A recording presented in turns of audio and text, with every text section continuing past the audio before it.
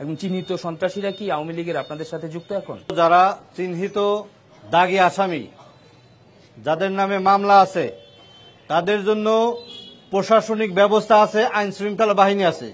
তাহলে মামলা থাকলে চিহ্নিত আসামি হলে সে ঘুরে বেড়ায় কিভাবে? এটা তো প্রশাসনের দায়িত্ব তাদেরকে গ্রেপ্তার করা। সুতরাং আমরা মনে করি যে এই বিষয়টা ঠিক না।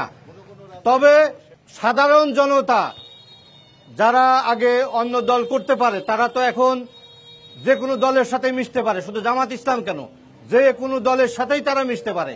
তবে দেখতে হবে যে চিহ্নিত কোনো আসামি, দাগী আসামি যারা বড় পদে ছিল, তারা আমরা যারা ক্যান্ডিডেট তাদের আশেপাশে তারা পুনর্বাসিত হচ্ছে কিনা, এই বিষয়টা আমাদের নজরে দিতে হবে।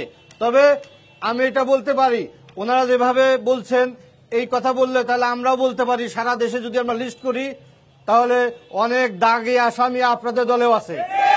কিন্তু আমরা এইগুলো বলতে চাই না, এগুলো কাদা ছোড়াছুরি করে লাভ নাই। মূলত বাংলাদেশের জনগণ শান্তিপ্রিয় জনগণ, এ দেশের মানুষ শান্তিতে বসবাস করতে চায়। এই জন্য দাগী আসামি যারা, তাদেরকে আমরা বয়কট করব।